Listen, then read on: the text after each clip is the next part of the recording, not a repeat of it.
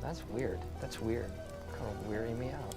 You are a sad, strange little man. Crazy. This is crazy. Isn't that weird?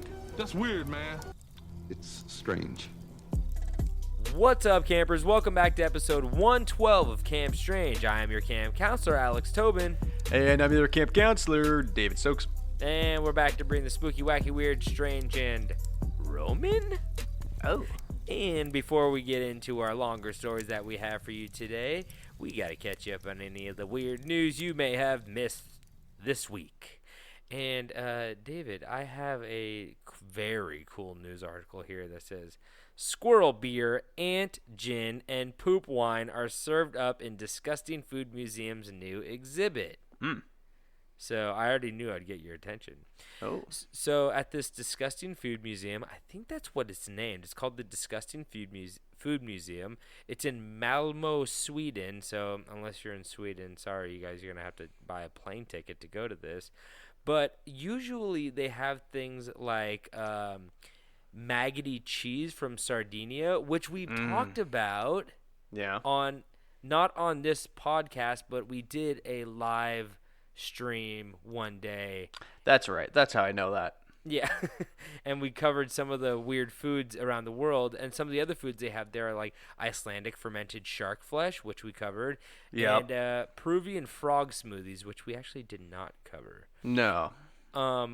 But now they've introduced some of the new and disgusting and gross alcohols that are all around the world. And of course, it's kind of interesting because the reason they did that is because the lady said, we have found the strangest and most interesting and challenging alcohol. Oh, I fucked this up. Classic. Fucking it up real early. Yeah, anyway, that's a record.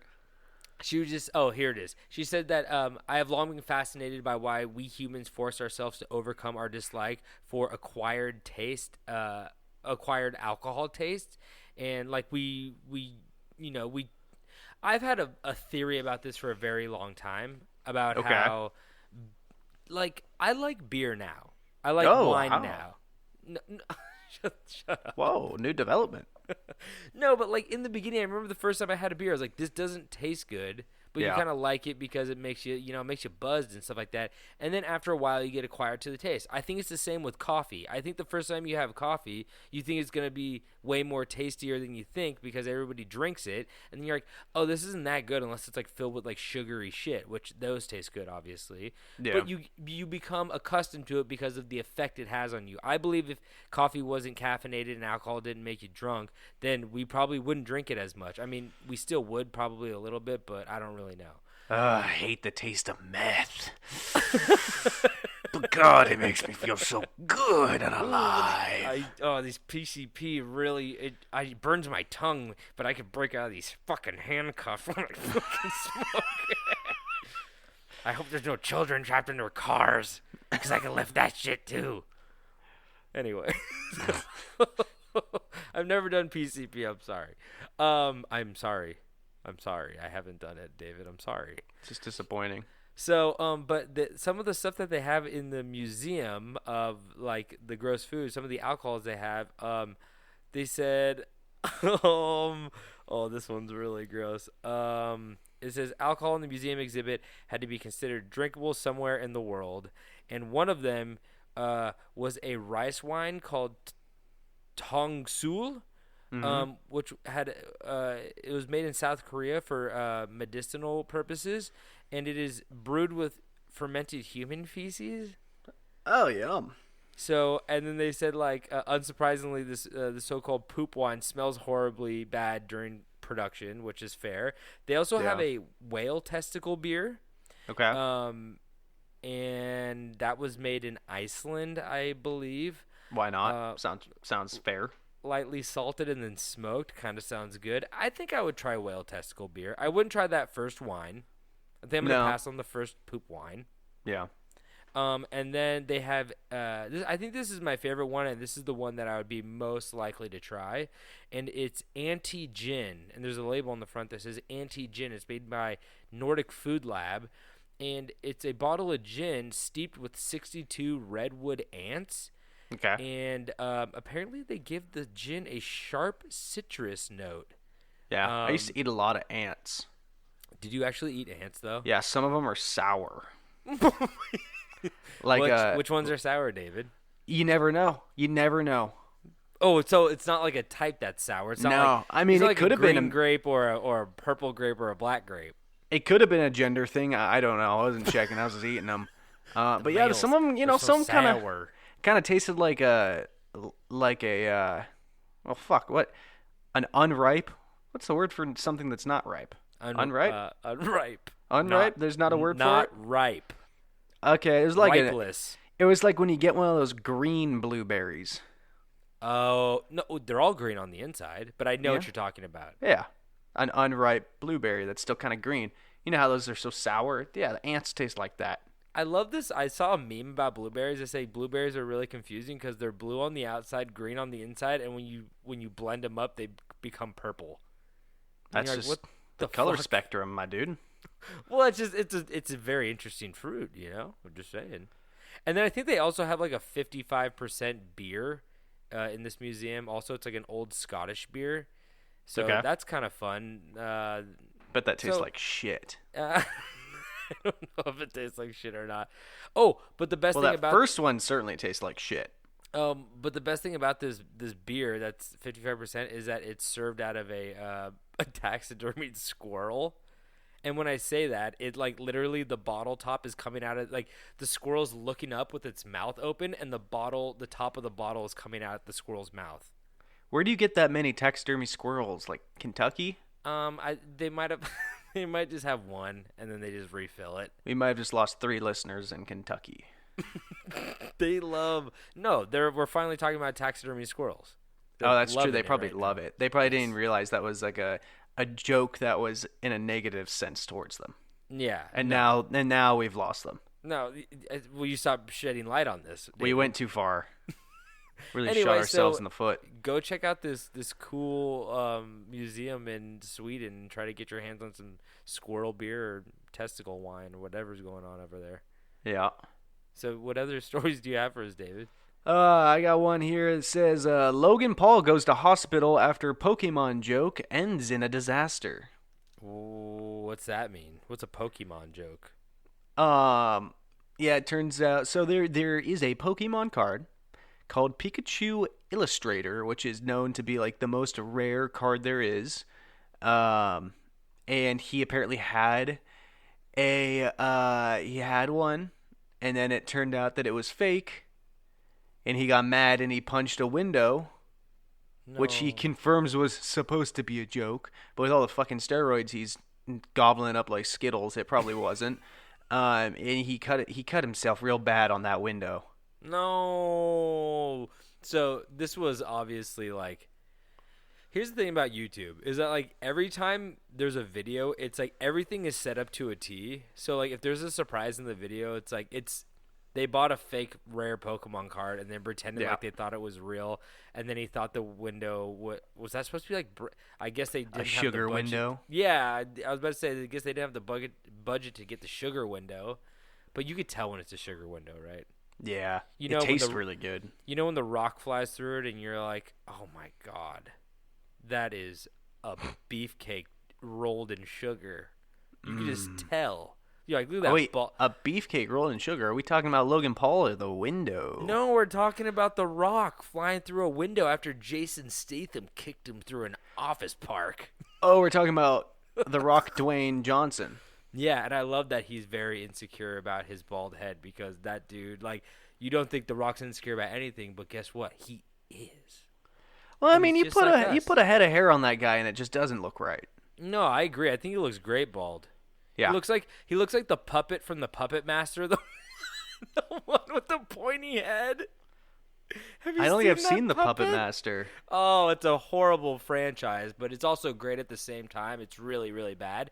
But there's just Oh, one fucking man. puppet. Type in Pinhead puppet, and it'll come up. It's like this fucking giant bodied puppet with a tiny ass little bald pinhead, and he looks like. Oh, now I know exactly what you're talking about.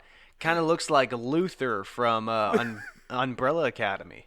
Oh yeah. Holy shit! If you roll down, if you Google image search this, it's 1, 2, 3, 4, 5, 6, 7. The 8th photo is a side-by-side comparison with Pinhead from Puppet Master and Luther from the Umbrella Academy. No, it's The Rock. Stop.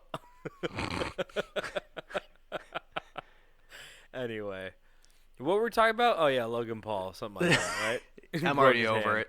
He sliced his hand open. Whatever. That's what he gets. Who gives Don't a lie shit? to me, YouTube. Don't lie to me. David, I have another story right here. Okay. As dynamite in car turns out to be a beef stick, Kansas police say. And That's a dummy thick beef stick. Yeah, sign me up. I knew you were gonna love it because you're such a beef stick head, right? Oh man, you get a spicy beef stick. Yeah, You do love it. So I'll just read sign you me up. I'll just read you the tweet that the Greensburg, Kansas Police Department tweeted. They said, at approximately 16:46 hours today, the Greensburg Police Department, blah, blah, blah, and fire department were dispatched to the report of dynamite attached to the dash of a vehicle parked in front of a business on West Kansas Avenue. It says, upon units arriving and securing the area, it was discovered that the item in question was a beef stick still in its wrapper. There was no explosive in the vehicle, and there were not any threats to the public. The vehicle owner removed the suspicious beef stick from the dash.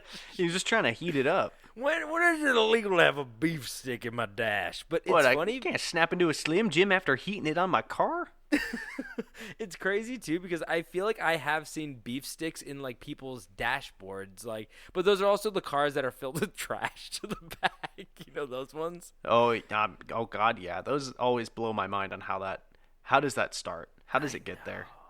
I know. It's I really. mean, I used to see one all the time that it was just trash filled every nook and cranny except for the driver's seat. I mean, I just don't know how those people don't get pulled over unless they just don't drive those. But you can't sleep in those you can't sleep in them because there's trash everywhere. So trash is the best bed you can find. But do the police pull them over? Do the police pull them over and go hey, you have this is blocking your windows. This is illegal. And they go, that's crazy. I was just driving to the car wash. So you think that's illegal? It's highly illegal to not be able to see out of your windows. Your rear view window and your side window and stuff like that. I've been in cars that don't have rear windows. That don't have windows. No windows. You ever heard of a tank, motherfucker?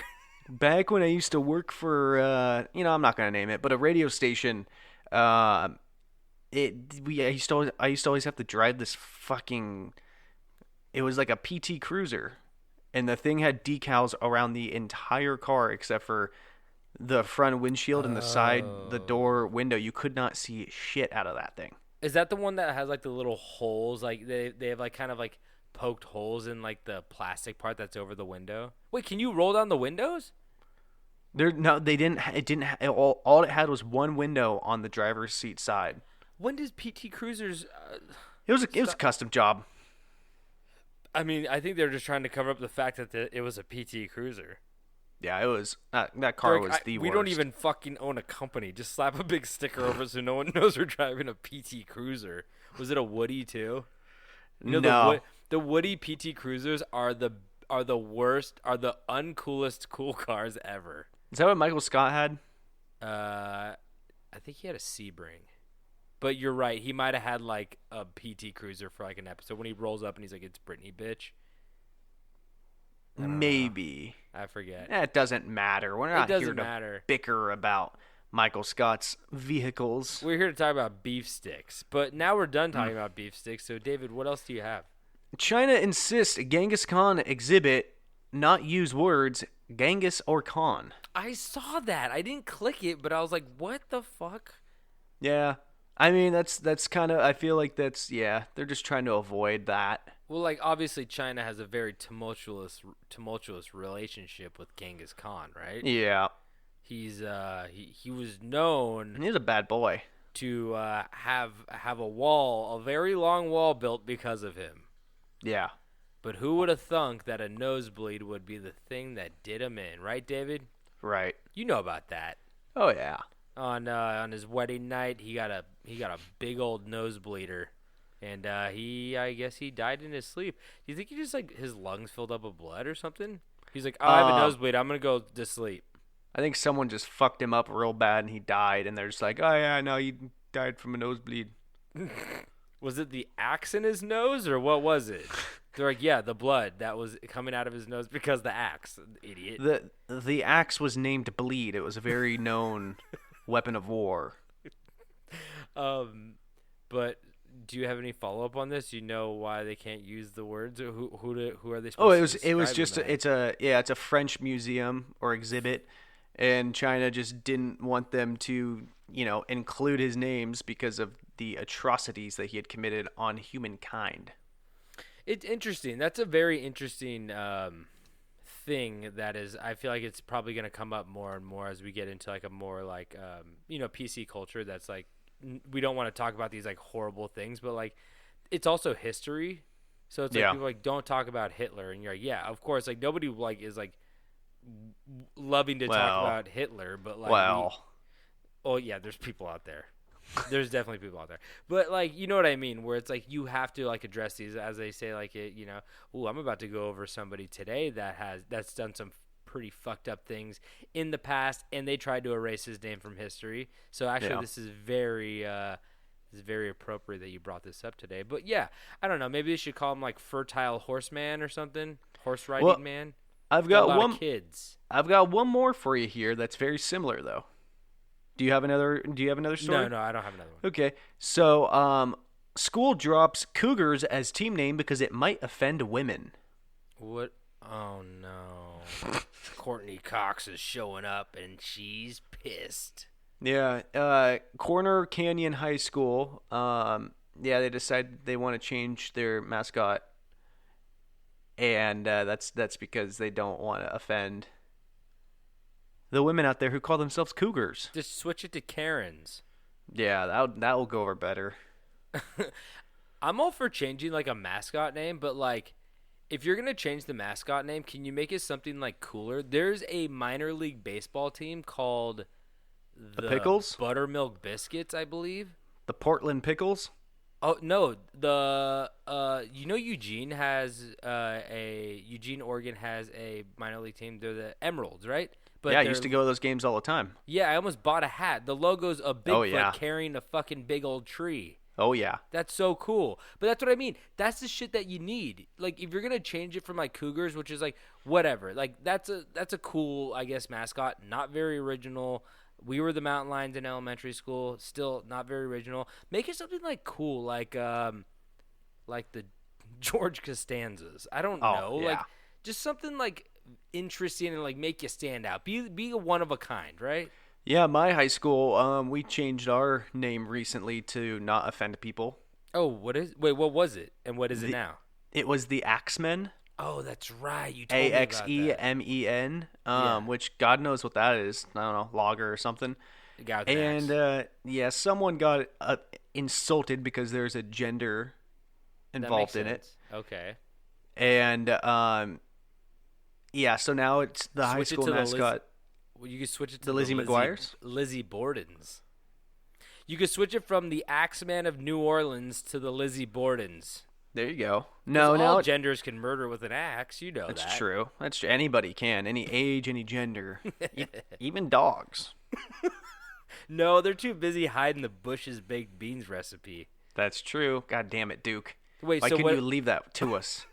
So what is it now? What are they? Now it's just the axe. We're just an axe. We're just one singular axe. I think it'd be way cooler to be the axe people because that'd be like really scary. I feel like there'd be like axe people living in the woods, and they're. I feel like we've talked about this before, but yeah, no, we used to have a high school chant that was "Give 'em the axe, the axe, the axe," and the school district made us stop doing that one because literally you're chanting to murder somebody.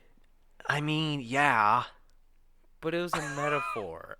No, but it's still fun. You're like, no, we actually had real guys with real axes who are really chasing people.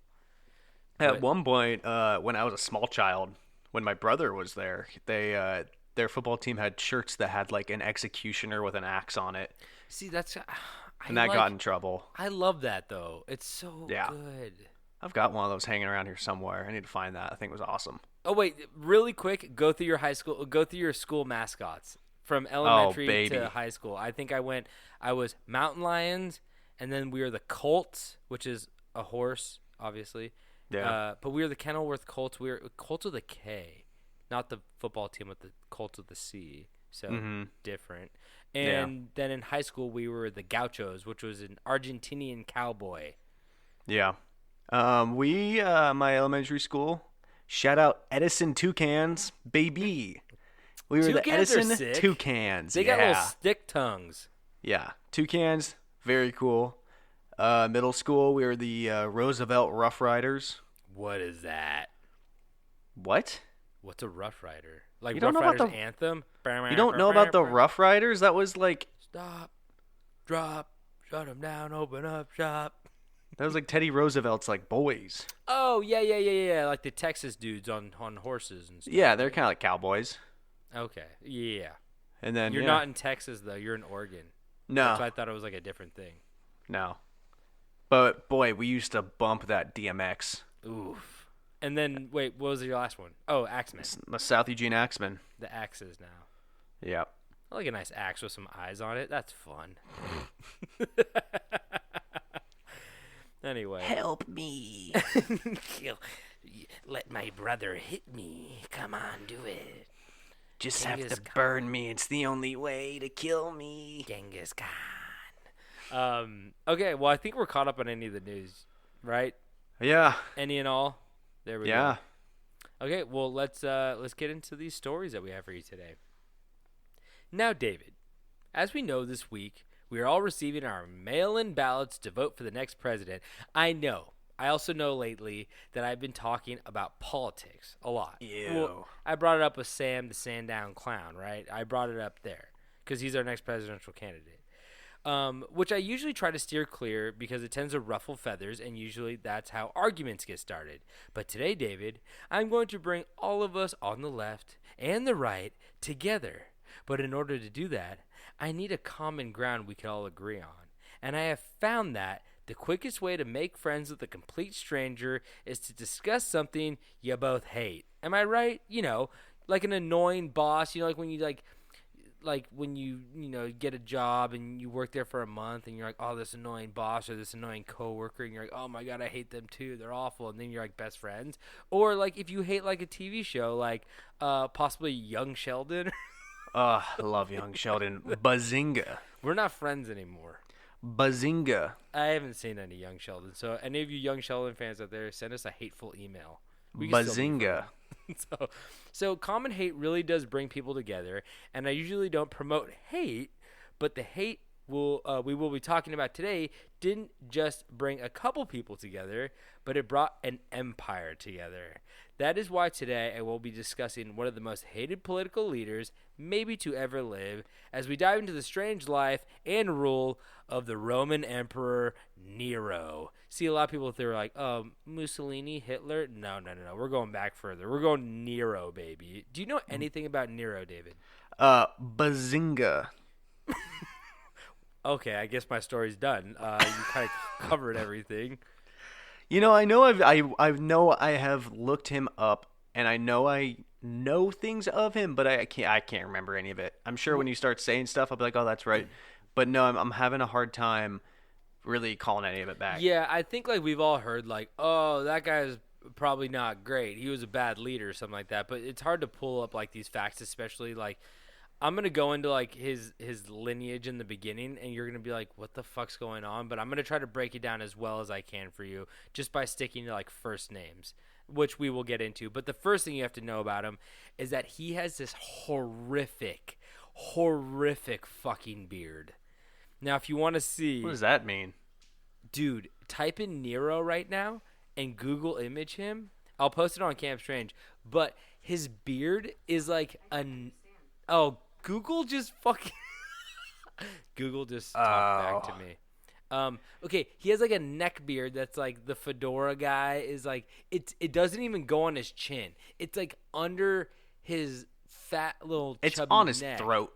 It's gross. Is that the grossest beard you've ever seen? Yeah, that makes sense that you said that. I think I went to middle school with this kid.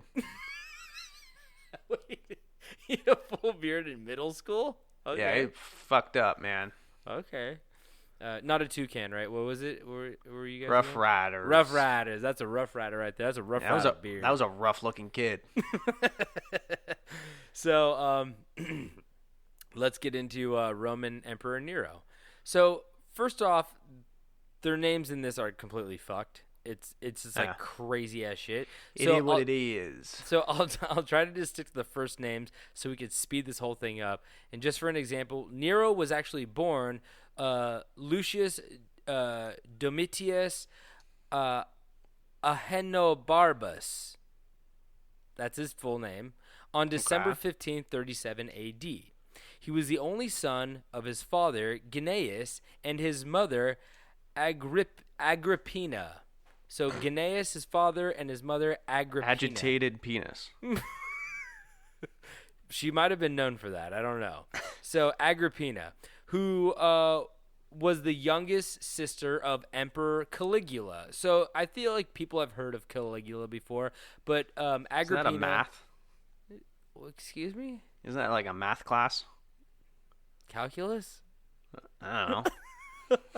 So Agrippina was the sister of Caligula, the emperor.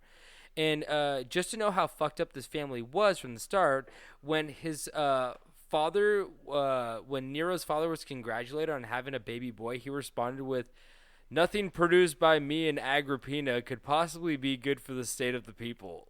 That's a good start. That's a cool Love some good dad. confidence in your children.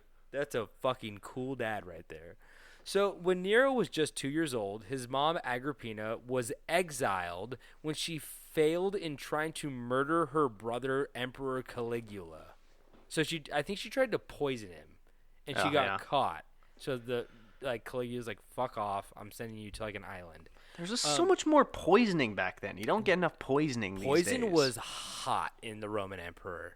That's good business to be in. Poison back in those days. Oh, you couldn't keep it on the shelves. I wonder. Yeah, there was some guy making poisons, which is really weird. I feel like There was I would one be that guy. There was just one guy making all the poison. He was loaded. Yeah, I feel like I'd be that guy maybe. That's kind of like a cool job. It's like the guy who makes fireworks now. Kind of dangerous. Yeah, basically. But you talking about Rick? Oh, Rick, yeah. I saw him hitting a pickle of Pete with a hammer and then duct taping it up. You ever done that? Yes, I did it every year growing up. You literally make dynamite. Yeah. You mean a beef stick? Yeah, beef stick. That's what we call it in the streets. Yeah. Hey, Tom, you got a beef stick? I want to blow up this porta potty. Yeah, stick it in the front of my dash. So Nero's, after his mother was exiled by her brother, Nero's father Gnaeus ended up dying the following year when Nero was only 3 years old. And now that Nero was parentless, you would think he would go to Emperor Caligula, his uncle. But that didn't happen because Caligula was murdered the next year. So the throne ended up going to Caligula's uncle, Claudius. So, yeah, like I said, it's like super confusing in these like historical things to like try to cover what's actually going on, but I think you guys figured it out. You know, there was nobody left to take the throne, so it went to, instead of like Caligula's kids, it just went, or like his father, it went to like his uncle because they didn't have any other like males in the line or whatever. What a good system. What's that? Such a good system to pick who rules. I know. What a fucked up. It's better than us. That's a whole nother conversation. So Emperor Claudius took Nero in and decided to let his niece and Nero's mother, Agrippina, return from exile. So he did her a solid and brought her back from the island of shame, and he brought little Nero along with him. So jump ahead. Nero is now 13 years old, and his mother Agrippina is remarried, as well as his uncle Claudius, who is now the emperor. They are both remarried, and Claudius is actually on his fourth wife, which, you know, emperors tend to do. Oh, yeah. So that's half the fun of being an emperor, am I right? Ooh, King Henry the Eighth, I believe. He killed the most wives. I mean, I bet a bunch of those kings in England killed a lot of wives too, but I think he killed the most wives. His made it in the most books. Yeah. So, well, like I said, this family is fucked up. So Agrippina ended up poisoning her newly remarried husband. So she definitely, tried to poison her brother. So she ended up poisoning her husband and killing him so she could marry her fucking uncle, Emperor Claudius. Okay. So Claudius took his fourth wife and had her executed because he was like, this is the stuff where people like they watch Game of Thrones and like, oh, this stuff's just too messed up for me.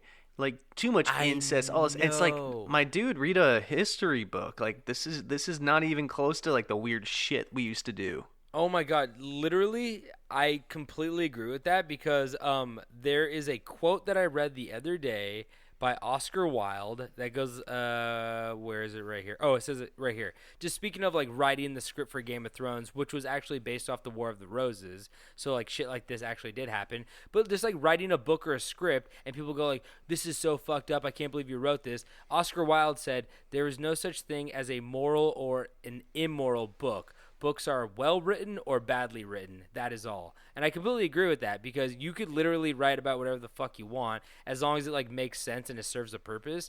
And I feel like you said, history was 10 times more fucked up than most of the scripts written today. And people go like, that is so messed up. Brother and sister having sex. And you're like, dude, that's the tip of the iceberg.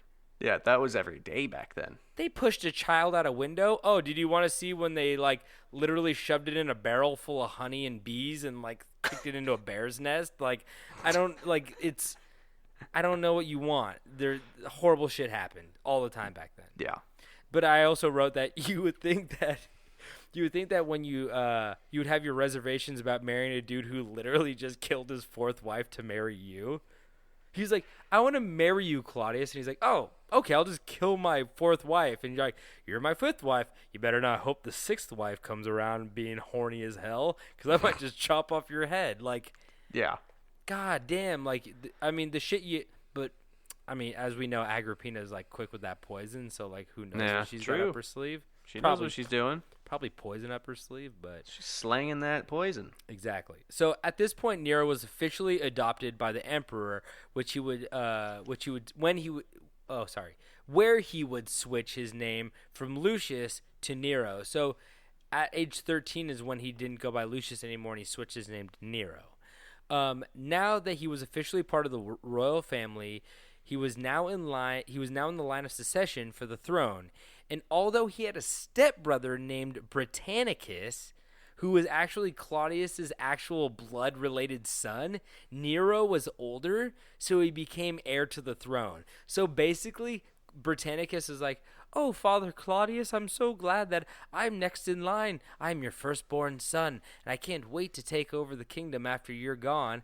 And then he's like, oh, no, I just remarried my niece, and she has a kid who's a little bit older than you, so, yeah, he's going to take the throne. Skedaddle, kid. How crazy is that shit? Like, there was, like, no rules, and the rules that were around, like, the king could be like, that's a bullshit rule. And they're like, of course, king. Please don't chop off my head. Make sausage. You're like, okay. Head sausage for breakfast. He wants some head sausage. It's breakfast time. Dynamite beef stick. Dynamite beef stick and head sausage with some eggs. Ooh, He's good. hungry. Ooh, I'm gonna cast you in a movie as the fucking old meat lady. I'd love to be the old meat lady. Old roast beef lady. Hello, it's me, old roast beef lady. Don't throw your cats at me or you're going to be eating cat sausage. Oh, man, they don't throw the cats at you. The cats throw themselves at you. That's true, because I'm smelling like all of the meats. I'm Arby's. They could just have like a little bit of salami. I'm just saying. So Nero then ended up marrying his stepsister. Here we go. Like I said, this is like... Here we go, baby. But to be honest, I guess it's still family, but like, it's a stepsister. So like, whatever. I guess it's better than like what most people are doing at the time. It's like inbreeding and getting all fucked up and your eyes get further and further apart with every cousin. And so Nero ended up marrying his stepsister and Claudius's daughter. And guess what her name was? Claudia, of course. Yeah. Claudia. Yeah. What were you going to say, David? Something about a sausage. Sausagina. Are we still talking about sausages? Sausagina. But it was soon after, when Nero was 17, that Claudius died after being fed poisonous mushrooms by Agrippina. I told you, dude. I fucking told. I mean, I wrote this story, so I knew she was gonna do it. But like, we all knew. We all knew, right? She's quick with that poison. Yeah, she is. He should have done his research. That's why I always get a background check on everyone I'm dating. So I guess my question is, do you know if she was just cooking up some mushrooms and feeding it to him, or was she like mashing them up and putting them in his wine? You know what? I bet she put it in his fucking big old slop dish of pig anus and pig anus and fucking chicken dead necks. cow. And rotting fucking bird wings with the feathers on them. Yeah, maybe some human meat in there too, cause half a cat. Yeah. So some mud, a couple of rocks. So after Mama went over and was like, "My son's next in line. I'm gonna give you some psychedelic mushrooms," and killed him. It then made Nero the youngest emperor of all time. So, like I said, he was 17 years old. Okay. So when Nero began his initial reign, you know what they gave him the throne? Because he didn't have the neck beard yet. He didn't. Yeah. He wasn't growing it in yet. You know, he's 17. He's like, look at this fresh-faced kid. And they're like, I hope he doesn't grow a fucked-up beard and destroy Rome. And they're like, oh, you just wait, buddy. He's like, you watch me, baby. So when Nero began... Ooh, watch me. So when Nero... Bazinga. Stop it. I made up that. Look, that's my new thing. I fucking hate you. Bazinga. That's your new thing? No, I'm talking as... the throat beard Nero. We have to pay Sheldon a lot of money every time you say that. And you know what he's saying when he's at home hearing all this and he knows that we have to pay him? I'm Jim Parsons. No. He's saying bazinga. Okay. So when Nero began his initial reign, he had 3 advisors. Seneca, Burrus, and his mother Agrippina. Of course, Mama's got to be there. She got him there. But his mother had the most control over him. And after some time, Seneca and Burrus gained prominence over Nero's mother and actually encouraged Nero to step out of her shadow. Agrippina heard of this and responded by promoting her stepson, Britannicus. Remember him? So the one that he had all the plants, right? No. What? Never mind. No, he was the stepson that got he was Claudius's son. And then, Nero joined the family, and they're like, okay, you're the new heir. And Britannicus is like, I thought I was the new heir. And they're like, no. So when Agrippina heard of, she was getting shut out, she responded by promoting her stepson Britannicus as the true heir to the throne. So basically, she was like, oh, Nero, you don't actually deserve to be on the throne. Britannicus does, because she thought she could probably control Britannicus a little bit better. And, of course, Britannicus died soon after under dubious circumstances. I wonder what that means. What? Wait, what? He's poisoned? Oh, yeah, exactly. It says, and most believe he was most likely poisoned by Nero. Yeah, there you go. So, yep, he got poisoned. So after killing his stepbrother in 59 AD, when he was 22, Nero ordered the execution of his mother also. And it was probably a good move, honestly. I can't really hate on that because the mom was like, yeah, I'm going to make sure you don't become king anymore. And he's like, Mom, I have to kill you. You're a big old bitch, Mom. Mom, I know you got me here, but I remember my day ones and everything, but sometimes you got to take a back seat. You're embarrassing me.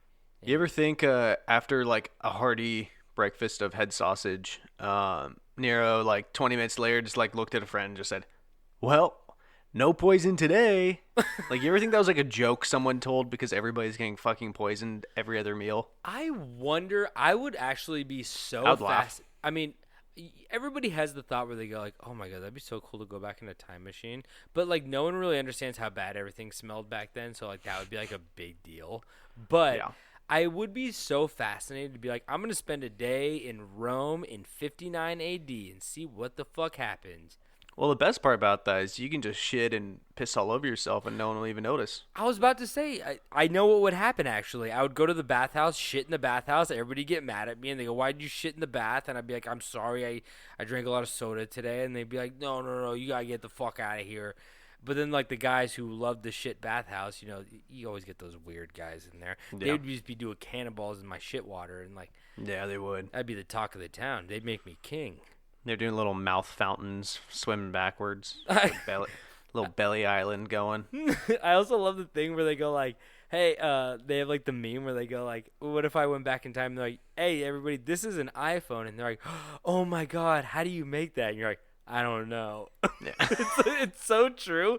I would be so fucking completely useless. I'd be like, I could sing you modern day songs so you could write them before they're written. Like, I can't, but I don't know music chords. I could just be like, you know lyrics? You guys like lyrics? Like, You guys I like know lyrics. Tupac? You guys like Yeah. Tupac? I'm like, it sounds like this. Dun, dun, dun. People gotta change. They're like, that's not even how the song goes. I'm like, you don't know They how the fucking song goes. kill you before you get through the word That's just the way change. it is. Things will never be the same. And And that's a Bruce Hornsby song. So, I mean, I'm fucking stealing Bruce Hornsby money now, too. Yeah. Okay, let's get into that later. That's off pod talk. So, like I said, Mama's dead now. And so from then, Nero married Octavia. And he was cheating on her Ma? pretty regularly, apparently. This was his first wife, I believe, Octavia. And he was just cheating up a storm because when you're king, that's, like I said, that's what you do. You get a new wife, cheat, new wife, cheat.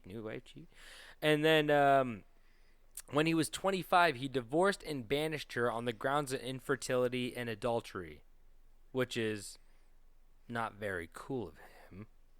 But it's better than killing her, right? He got a divorce. He was being a class act guy. But He could have killed her. But then later on, he had her executed. There you go. Exactly. There it is. Like, he's like, no, you saw my penis. You have to die. Do you think his penis had the same kind of neck beard? I was going to say his balls definitely do. Yeah. He shaved everything except for the real bottom portion, right? No, it'd be like the backside of the balls. Yeah. That's the bottom. That's the bottom portion. No, I'm talking like, the backside. David, show me. Like, goes right here. Oh, you're standing Back up here. and bending over? What are you showing me? Yeah. Let me pull the goat out real quick. So, like I said, he executed Octavia. Not very cool. Just don't marry kings, guys. There's a lot of like perks, but the risk reward factor is not very great. Because those guys are just like most of the time pretty inbred and not like stable to begin with. So it's like you're really rolling the dice on this one. So after Octavia, he then married Sabina that very same year. He killed his first wife. But after their child died at infancy a few years later, his temper became very short, and he ended up killing Sabina just 3 years later when he kicked her in the belly during her second pregnancy.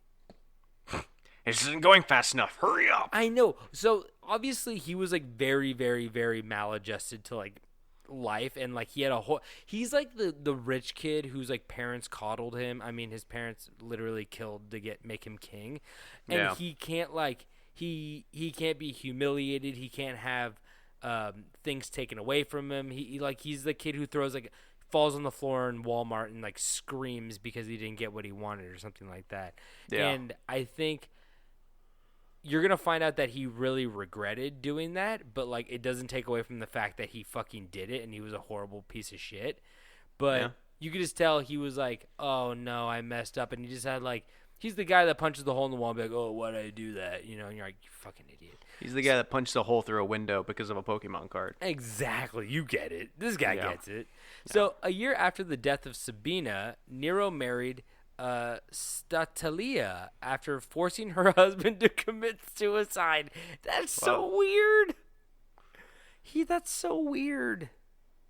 Yeah, that's not cool. He's Don't like, do hey, that. He's like, hey, I want to marry you. Where's your husband? And he's like, oh, he's right over there. He's like, hey, what's up, Joe? He's like, hey, how's it going, Emperor Nero? He's like, you should kill yourself. That'd be pretty sweet. And he's like, okay. And then he just did it. I don't know what that conversation's like. I would love to be a fly on the wall. I don't know how he did it, but like, fucking crazy. And Very just goes persuasive. To show you how bad of a person he was. He's like, yeah, kill yourself. It's like, what? Just like get a divorce. I don't know why. It's crazy. So, but I guess that marriage didn't last long because only a year later, Statalia. A year after Statalia, they didn't say he divorced her or like killed her or anything. She just kind of disappeared. But Nero, he actually might have still been married to her, like technically. But then Nero pulled a very, very, very strange move for his next partner. Do you know about this? No. I think this is the most interesting thing about Nero, and it really goes into like his psyche and what was actually going on. So in 67 AD, Nero ordered the castration of Sporus, who was a former slave, and then he ended up marrying him, and noted historian Cassius Dio claims that Nero married Sporus because he bore an uncanny resemblance to Nero's dead former wife Sabina. So the woman that he kicked in the stomach during her second pregnancy, that he accidentally killed, this man-slave that he owned, I guess, kind of looked like her, bore a resemblance to her. So what he did was cut off the guy's penis and balls and was like, "You're my new wife." Oh, yeah. How crazy is that? Yeah. I mean, that's not something a stable person does. No, obviously not. But then I wrote Sabina, more like no Weena. So I mean, that's a.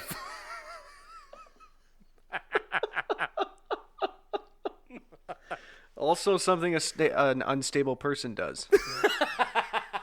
You mean writes that? Yeah. Well, I said it to Katie last night, and she went, "Are you gonna write that?" And I go, "Yeah, I'm gonna write that down. It's pretty good." What did she say to that? She didn't laugh too loud, but I did. She went and slept on the couch. She was so like disgusted with me. She didn't even like kick me out of the bed. She was like, "I just need to get away from you," and she went and slept in her car, climbed in the dishwasher. So, just to be fair, Nero, in his early years of emperor, he was actually seen as a very good leader, and he had a reputation of political generosity and power sharing with the Senate. He curtailed corruption, forbade bloodshed in circus, banned capital punishment, reduced taxes, and allowed slaves to bring complaints to him against their unjust masters. Nero also encouraged competition in poetry and theater over gladiator competitions. I guess one of the complaints you can't have if you're a slave is my owner, my leader, whatever, cut off my penis and balls and married me, because he would have been like, "That's completely normal. Why are you complaining about that? That's cool." Just because you're the first doesn't mean it's weird, okay?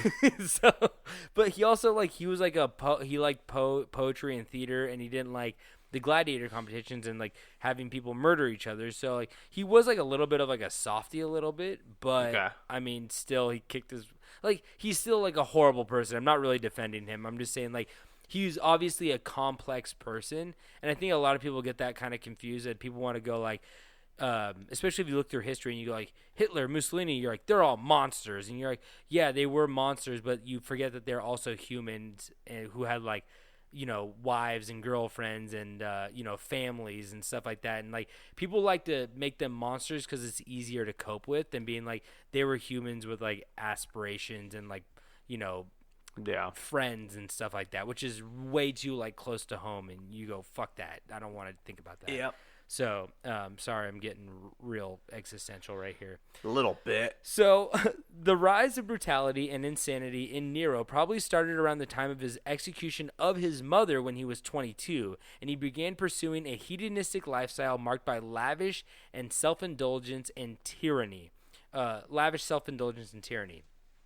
So after his mother died, he went through a artistic phase where he would sing and perform on the lyre, which is a guitar. The voice. It's like the voice, but people lie.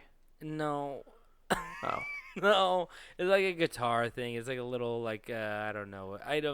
People don't play them anymore. But he would play them in private events, but he later began performing in public to improve his popularity, which is a weird thing to do. Like, oh, the emperor's playing his lyre.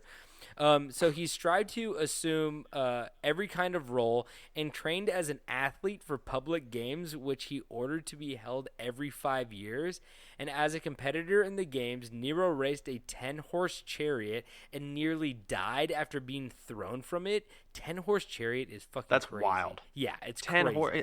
When I think of a chariot, I think of 2. 1 to 2. Yeah, exactly. This dude had 10? 10. How fast was he going? Where are you driving? What road are you on? Where He's can you probably fit in like 10 a weird fucking horses? He's probably like in a weird coliseum or something like that. I'm guessing, right? Which I don't I know don't how know. good horses. What's the turn radius on a horse? Or 10? Not good.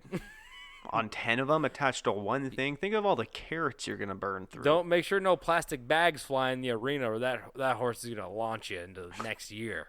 What if like 2 of them in the middle die? Exactly. Then you got a lot of horse meat, which is pretty good. True. So More summer sausage for breakfast. He also competed as an actor and singer. Although he faltered in the competition, being the emperor, he won nevertheless, and then he was paraded around Rome in the crowns he had won, which is so fucking funny because I feel like that's like what Kim Jong-un does. You know, like Kim Jong-un said, like, I played on a golf course in North Korea and I got 18 holes in one. Yeah. And like, there's Out also of 19 holes. yeah, and there's also like another I can't remember, it's on an episode of Dark Tourist, but there's another country in like the Pacific over there where this guy, he pretends like he's a good musician and he like goes out on stage with a guitar and they fill up the stage with so much smoke that you can't see him play the guitar, and it's like a crazy like Eddie Van Halen guitar solo and he pretends like he plays it, which is exactly like what this is like. He's like a bad singer and everyone's like, oh, you're so good. You're like amazing. Like, keep going. And I'm like, it's so fucking funny. So in July of 64 AD, the Great Fire of Rome broke out and burned for 6 straight days. Nero's role in the fire is so this is what he's kind of mostly known for, and it might not even be true. But Nero's role in the fire is subject to controversy with differing accounts. Some sources say that he was the one responsible for starting the fire in order to create room for his planned palatial complex, which is pretty fucked up. Another popular story even says that he stood on the roof of his palace and played the lyre during the fire, which is, I guess, like what he's like mostly known for is like he's like playing music and like singing around during like this horrible fire. And another report claims that he was actually in his hometown of Antium, which is 35 miles away from Rome at the time of the fire, and he actually organized measures to contain the fire and provide relief for refugees. So it's hard to know what he actually did. One was horrible because he started the fire. One was like more passive because he didn't do anything about the fire. And the last one was actually like preventative and like trying to stop the spread of the fire. So Yeah. it's super hard to say what he actually did because no one really has a full record of it. So no one really knew who started the fire, but Nero acted like he did, what did I write? Jesus Christ. I'm dyslexic. But Nero did the first thing, any good emperor does after a big old fire, and that was to blame the Christians. See, the Christians were the Christian religion, Christianity, was newly established, and Nero was quick to blame them for participating in wicked practices. And he knew he needed to punish these scapegoats, so he condemned some Christians to be dressed in animal skin and torn apart by dogs.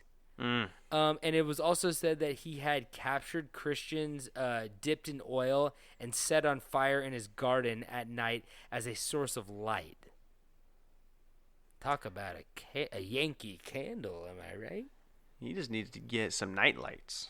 That gentleman smells like sea breeze.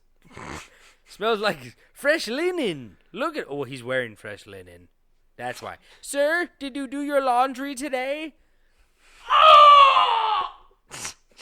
He said yes. Anyway, Katie's going to be really mad that I just screamed like that. I bet. Oh, I'm okay. She doesn't care. So She's already sleeping in the car. she said, "You scared me." So after Nero's great reconstruction of Rome, the city suffered greatly and revolts began to pop up. In 65 AD, there was a plot to assassinate Nero, but it was discovered and the conspirators were executed. But unlucky for Nero, that wasn't to be the last execution plan. So in March of 68 AD, Gaius, one of the governors, rebelled against Nero's tax policy, and he recruited another governor named Galba and told him to declare himself emperor. I like how Gaius was like, Galba, you go up there and say you're emperor. And he's like, no, dude, like, that guy's emperor. He's like, no, go say you're emperor. That'd be sick. Like, you could be emperor. And he's like, no, dude, I'm nervous. I'm embarrassed. And he's like, do it, dude. So, as the rebellion spread, support for Galba increased, and on a false report of the Senate planning to beat him to death, Nero decided to commit suicide. So, there was a false report that the Senate was going to, like, burst in, like, Julius Caesar style and just beat him to death. So, he's like, oh, fuck, I'm going to commit suicide. So, he was actually unable to commit the act himself, so Nero asked his private secretary, Epaphroditos, to end his life. So the guy's like, fuck yeah, let's do it. Yeah, he's like, I always wanted to kill somebody I fucking hate. Imagine if your boss just, like, the boss you kind of, like, sort of hated, like, came in and was like, you have to kill me. And he's like, you're like, yeah, can I shave your beard first? Because I'm going to do it after if you don't. Can I do that? So he thus died on June 9th, 68 AD at the age of 31 after reigning over the Roman Empire for more than 13 years. So it was actually, like, really, like, I wrote that the people of Rome apparently cheered after his death and even had parades because of how shitty he was as a leader in those later years. But then, like, I read that that it was, like, very conflicted because, like, members of the military were said to have mixed feelings that they had allegiance to Nero, but they were, like, bribed to overthrow him and they took the money. So they're like, oh, we kind of feel bad. But then, like, it said that Nero's death was welcomed by senators, nobility, and the upper class, but the lower class, slaves, and frequenters of the arena and the theater, and those who were supported by the famous excess of Nero, on the other hand, were upset by the news. So, like, the lower people were like, oh, he's actually, like, kind of good to us because he listened to us, but, like, everybody in, like, higher class were like, we needed him out. So it's very conflicting on, like, what kind of leader he actually was. Yeah. I don't really know.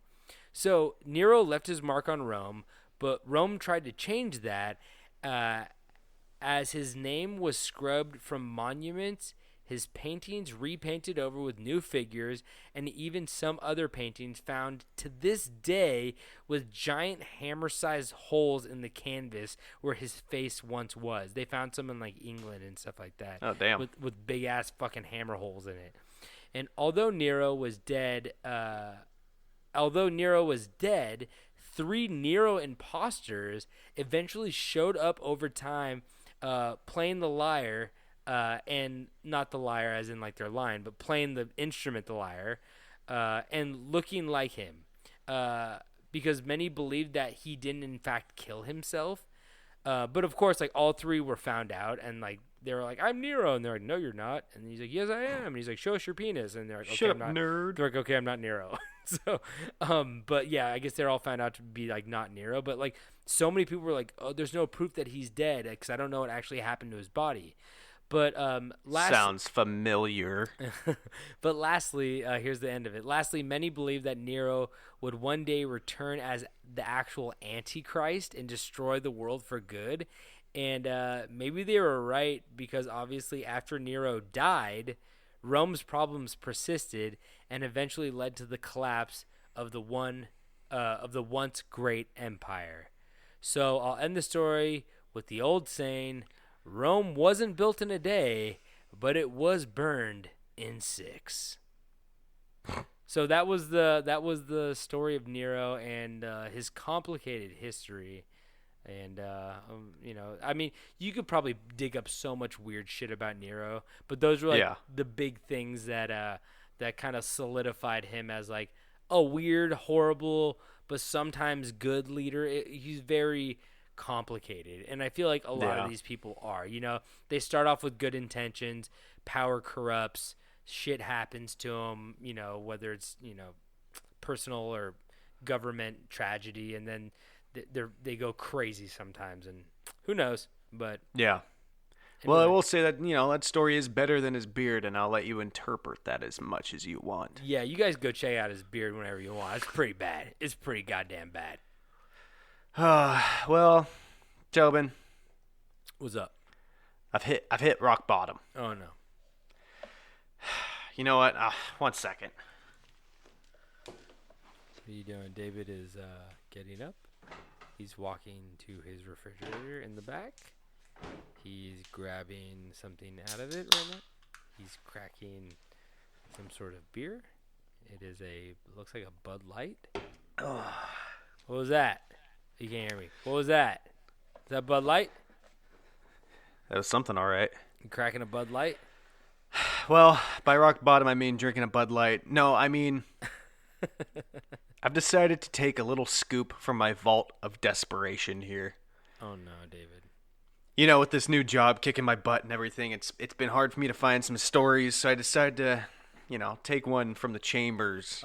We all. I mean, I don't know about we all, but David and I probably have some like backlog stories that we're like not that proud of, and so I think we're gonna get a David original right now. What, David? No, what do you have? No, it's not bad. It's honestly, well, sometimes the bad could turn out to be very, very good. Like I think my worst stories are probably my best. Your worst stories, we could really find a silver lining with those ones. That's very true.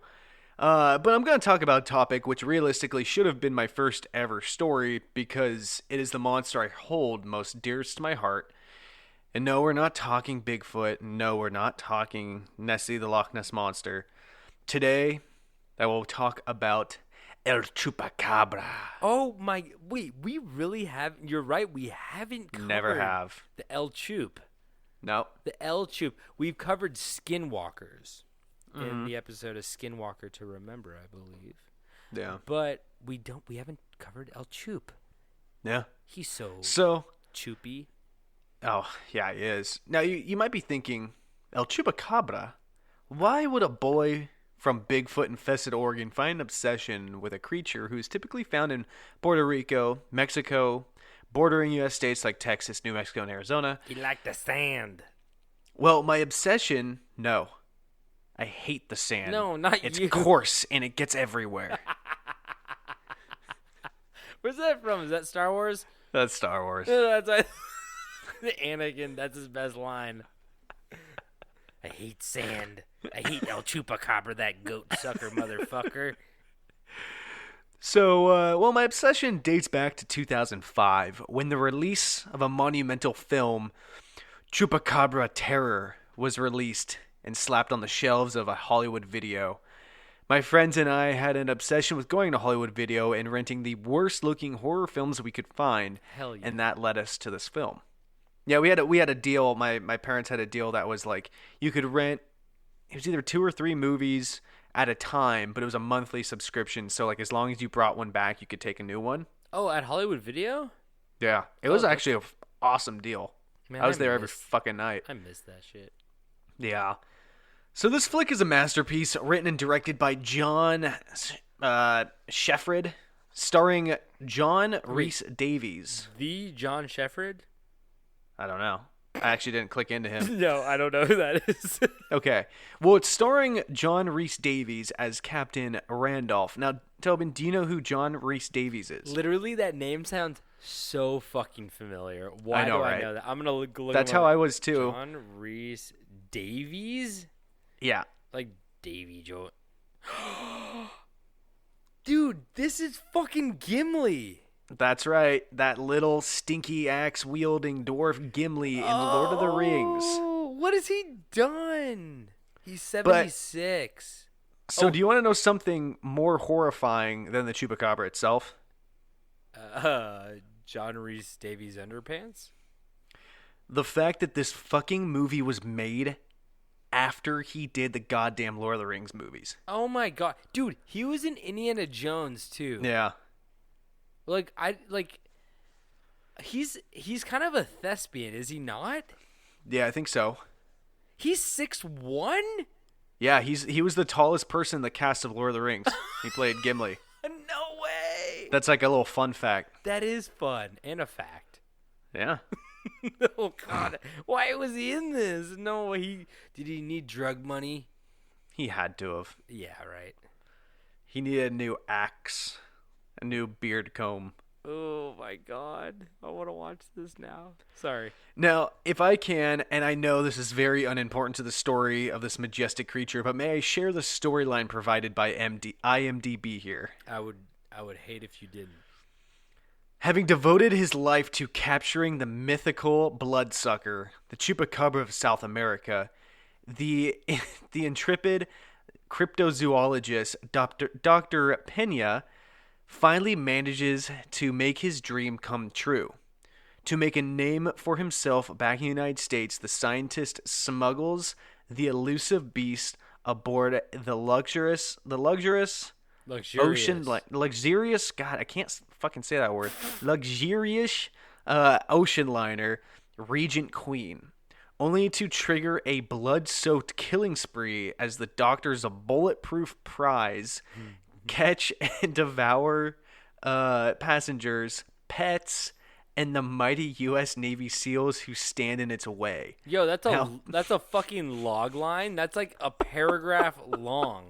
And did you have to put the I'm out pets of in breath. there? Like, they're like, Yeah, pets. It killed military experts, passengers, and pets. And you're like, who gives a fuck if it killed a cat? Like, it's killing people on this ship. Jesus Christ. Now, Captain Randolph and a handful of defenders need a bold plan to outsmart the legendary monster and save the remaining survivors before they become its next meal. Can they stop the bloodshed? Is there a way to end the chupacabra terror? Dude, I'm trying to look up this movie right now, and I can't find it. He's in Anaconda 3 Offspring. It was a TV movie. But, like, wait, what's this movie called? Chupacabra terror. He was in a movie called The Legend of Sasquatch, too. Okay. Wow. Kind of killing it. I think it's more important just to look at everything past, what was it, 2004, 3, whenever the third Lord of the Rings came out, and just, like, you put that in perspective. Yeah, this is crazy. I found it right here, too. Oh, my God, the cover looks so bad. The cover's so good. What the fuck is this thing? So, it's truly a masterpiece. I decided to do some research to help the listeners watch this film, and I found it for $7.59 on Amazon Prime. And what the contrary, fuck? I can't pay that. contrary from the IMDb page, this movie has a outstanding 4.5 stars out of 5 rating on Amazon, and you know I gotta read a review or two here. Can I say something first? There are good movies, like Oscar. There are Oscar-winning movies that are cheaper than $7.50. Was it $7.49? $7.59, but you have to also consider the fact. What the fuck price is that? $7.59. Yeah, but you also have to add in the factor of. Are they still trying to make money from 2005? Well, you have to think about the fact: did $1 Million Baby produce more physical copies of the film than Chupacabra Terror? Probably yes. a monumentally sized difference in the production there. So the reason why it's probably more expensive than some really good movies is the fact that there's only like 100 copies, and I own one. You own it? Yeah, I bought it on DVD No, when it I was was in high school. 2005. They probably cranked that shit out because like nobody was making DVD. I mean, everybody was making DVD. That was like the only way you got like your shitty movie. They didn't have like cool streaming sites yet. Yeah, true. But like you could buy it on Amazon for $7.59. That's so crazy. You could buy like Shawshank Redemption for like $5. But I mean, you can also. I'm sure there's cheaper options. I was just going off the Amazon You're right. Prime because I know you guys need it now. That's fair. Yeah, if you guys want the Grubhub, Get the used the for Grubhub $1 straight to your door, just pay the $7.59 and suffer through this. So I want to start here. 5-star review from Michael Anthony. 5 stars. He titles it "Happy to have found this perfect shape." What? Yeah, that's Wait, all is he he said. Is he buying a physical copy, or is he just watching? Yeah. Is he watching? No, this is John for the Rhys DVD. Davies with his shirt off. He's like he's in perfect shape. Look at him. This is the DVD, man. Oh wait. Oh, so the DVD's $7.59. Yeah, I believe so. Oh, I thought it was like a streaming thing. No. Oh, If I you would would stream buy it, it'd be like 99 cents. I would be like I would buy a shitty copy for $7.59. Maybe Yeah. $3.99, but like I'll do it still. Yeah. So, 5-star review from user Time Travel. The review says, "Excellent movie," and that's it. It's a great review right there. I gotta leave the best for last here. 5 stars from user Tammy N Zhang. Tammy says, "This is a very good movie that I saw. It has gore, creature violence, action, terror, and explosion." What explosion, baby! And the most important thing, a happy ending. So do more good reviews for this movie, okay? Okay, David, I didn't tell you this, but so you own this DVD. Do you own the copy which on the back there is a soldier with the chupacabra creeping up behind it? I believe so. Okay, do you see that the soldier is wearing a bicycle helmet Yes. painted black? Yes. Yes. Well, many It's a say the swipe of a bicycle chupacabra. Many say the swipe of a chupacabra is almost identical to concrete when you've fallen off of a bike. Oh my god. It's like he has like a M16 in like full tactical gear, and then he's wearing a fucking bicycle helmet, and it has like the holes in it that you could totally tell like the bicycle helmet that you had in like middle school to be cool, and like it's like it's like kind of the cooler one. Oh, They had my to airbrush the flames off. Oh my god, this is so bad. So I just want to read the last little bit of that 5-star review from Tammy and Zhang again. And the most important thing, a happy ending. So do more good reviews for this movie, okay? Was Tammy in the movie? She had to have been. Did Tammy invest $1,000 in this movie and now she's really trying to get her money back? I don't think she's gonna see it. There's no way that. I'm gonna have to go. This DVD is in my childhood bedroom, and I'm gonna have to go to my parents' place and get it and watch it. Oh my god, you left it there for years? I would have brought that with me. I would be buried with that. Would you be buried with that? Can you sign a contract that says that like I can bury you with that? Well, the problem is I don't plan on being buried. Just throw them in the trash. Just shoot me out of a circus cannon. Right into a brick wall. Yeah, that's what I was gonna say. What the fuck? That's crazy. Anyway, splatter. So with much delay, I guess I'll actually start talking about this monster. The legendary chupacabra, it's a fun name to say. Sounds like a crime against God food item made by Taco Bell. And maybe it should be on the spooky season time, like right now. But what does this name mean? Well, it's an easy one because it's a straight-up translation from Spanish to goat sucker. I got that one. I knew that one. Yeah, I think just about anybody that knows of a chupacabra is aware that that's what it is because chupar means to suck. Good one to know. And cabras is goat. So chupar, cabras. Chupa la verga. I think that means suck my dick or something like that. Probably. A lot of the guys at work just yell at me. Hey guys, chupa la verga. Okay. Hope you had a good weekend. I'll see you guys tomorrow. Happy Monday. So the chupacabra's first ever sighting took place in Puerto Rico in 1995. Puerto Rico. Yeah, say it right, dude. Puerto Rico. That's bad. Yeah. But there were beliefs of his existence before anyone saw the beast or knew of it. But what exactly are we looking for? What does this sexy creature look like? I hope it doesn't look like what's on the cover of this fucking movie. Yeah, I don't know where they got that idea. Oh You my- Google image search a chupacabra, and none of them are remotely close to that monster in that movie. You know what happened? They got their hands on a monster costume and were like, what can we make out of this? And they're like, what does it kind of look like? And they're like, oh, it doesn't look like any kind of monster. And they're like, okay, let's call it a chupacabra then. There's not a lot of chupacabra movies out there.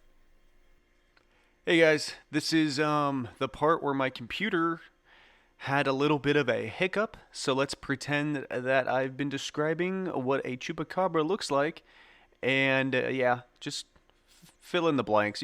You'll get it. You guys are smart. You got it. Have it, bearing wings. Some do not.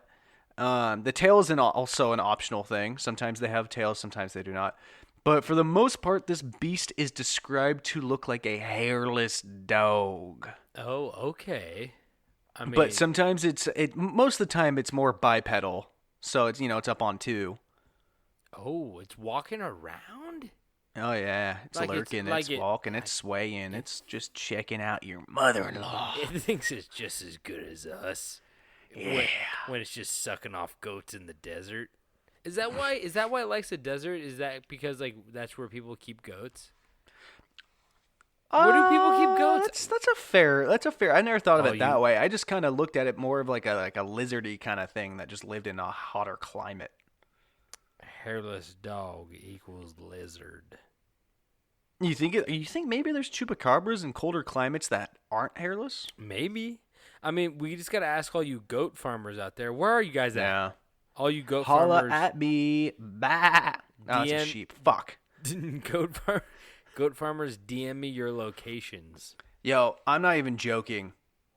The second I can, I'm gonna get some of those like mini pygmy goats. Oh, the ones that The little when ones. when they get scared, they get all stiff and fall over.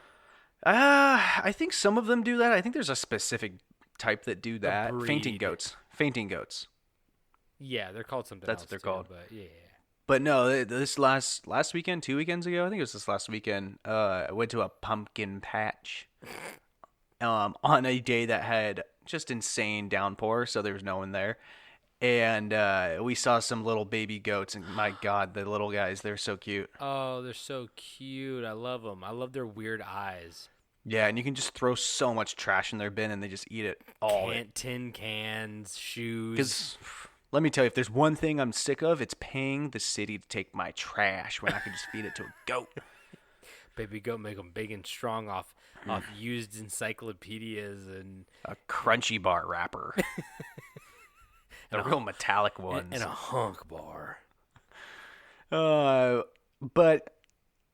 so the chupacabra almost always has red demonic eyes. And most definitely, the most important thing that it always has is some big old chompers. And that is because its biggest identifier is the fact that this nasty little boy loves to suck the blood from its prey. You gotta suck a goat. You gotta have them big fangs. That's true. No denying that. So now I want to hop on a little timeline of the history of some sightings. See, I feel like that's one thing, and that's also why I want to focus on this one is, I love to talk about these monsters all the time, but very rarely are there actual, sightings, I guess you could say. There's very few monsters that you can really get behind with stories of people saying that they've seen them. That's true. You know what I mean? Yeah, for sure. Because most of them don't exist. What the fuck? I'm Why would kidding. you That was say a joke. Yeah, don't say that was a bazinga. I don't know if I used that right. But so mid 1970s in Rio Grande Valley of South Texas. Is it the Rio Grande? I don't fucking know. I have Fuck Texas. I have to be here to correct you. To correct me, because once you get past like dinner time, I'm just mush. Brain's just mush. And also, it's all really interpretive, Yeah, it's however you want to read Rodeo it. Drive, Rodeo Drive, whatever you want to call it. Obama Boulevard. There we go. Oh, There you go. you hear that? The police are coming for me. Whoa, that was a quick little spurt. What? I always like it when the cops do the whip. Whip, When they whip, just do it to like tell someone like, yeah, we're here, fuck off, kind of whip, thing. whip. Yeah, that's good. Anyway, Oh no, he's still going.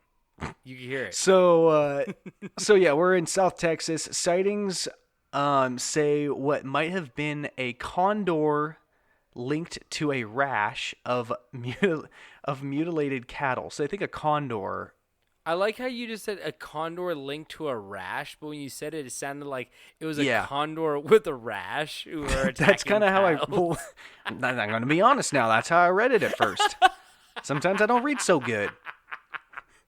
Because, in my mind, I'm thinking, oh, hairless. Yeah, rash. Rash going to lose all that hair real quick. Well, you got the hair in there, it makes it a little bit smoother between when you're moving stuff. You go down there and you shave it, and you start getting a little chafe and a little rash. Then you can't attack any cattle you want. You got to wait a second. You're like, oh, I got to put some cream on this rash before I attack these cattle. Sour cream. You have to put a dollop of The rash don't like that sour. Every time I go to attack my cattle, I put a dollop of daisy between my thighs. Boy, a dollop, huh? Just a big old dollop. Big old dollop of daisy. Yeah, I got my little spoons, I got my big spoons, and I got my dollop spoons. Those are those joke spoons that they sell at the dollar store. I got a Kool-Aid one that got Kool-Aid face on it for Ooh, mixing big up the Kool-Aid Kool-Aid. spoon. Hell yeah. I used to have this big old, you get that. You get those items that are just like such solid plastic. They feel sturdier than like any material you've ever handled. Yeah. I used to have this Kool-Aid spoon that came with a pack of Kool-Aid, and it was this big orange spoon for mixing Kool-Aid, and it had the Kool-Aid guy's face cut out of it. Fuck yeah. And we used to love to just like smack the shit out of each other with it. So then it would leave the Kool-Aid guy's face on like a welt of the Kool-Aid guy's face on you. I think Kool-Aid guy would give you an oh yeah on that one. I saw a thing the other day that said, is the Kool-Aid guy the pitcher or is he the liquid? Oh fuck. And it had a little picture. He's Had a little pitcher. picture of like the glass all like creepy, and it had like the liquid with the face like just He's- like kind of He's- suspended. He's the pitcher, right? I don't know. I don't know. I either. don't. I Then just he don't wouldn't know. be the Kool-Aid guy. He'd be the pitcher guy. It's true. Makes you tink.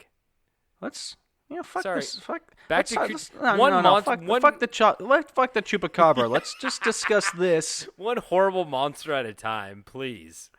So yeah, a huge outbreak of mutilated cattle are happening in South Texas. People thought a condor might have been linked to it for God knows what reason, because blood was removed down to the very last dripped drop. I don't even think like anything's that good enough to drip it dry, right? No, not even. Oh, you surgeons. going down into the pinky toe to get the last of the blood? How good? I can't even get all the chocolate milk out of the bottom of my glass. I ripped that goddamn thing open and just lap it up. You think that thing's getting all the blood out the pinky toe like that? Hell no. So, 1994, Puerto Rico, 4 or 6 little grays found under a bed and chased out of the house with a broom. Wait. Okay. So this is where it gets a little interesting, because this entry suggests that these could have been little grays, which you should be all familiar with the classic little grays, which is, the typical image of an alien that you see. Big head, big So- eyes, skinny body. You get it. Yeah. So it's unsure if this is just an alien sighting or if this could have been a family of chupacabras. It also has not been decided if chupacabras are in fact beings of this world or if they're from space. And these things were under somebody's bed. Can you imagine just flipping your bed open and a Yo. bunch of like little grays just like scattering? Literally my worst fucking nightmare. I don't even care if they're like literally. If there were like 5 hamsters down there, I would fucking lose my mind. Imagine Well, you there know were these 5 fuckers- aliens or chupacabras. You know these fuckers are quick too if you can't decipher between 4 or 6. You know it's an even number, but you're not quite sure. At least they're scared of us. Is that the hope. one thing we have going for us right now? Yeah, I think so. That we're not goats and they're scared of us? All right. March 11th, 1995 in Orocovis, I didn't look it up. I'm guessing that's Puerto Rico. Who knows? 8 sheep found dead. The animals had 3 strange marks or puncture holes in the chest and were described as completely drained of blood. Well, that's a little interesting. The marks in the chest. Yeah. Because you would think it would be like a neck thing or like a, you Yeah. know, because like if a human's going to drain a sheep of his blood, they're going to go like, I'm going to go for the neck and then drain it, you know? But like the chest holes, that's like, it makes you kind of think about like what kind of teeth or tongue or what kind of tubes they got in their mouth. I don't know. Yep.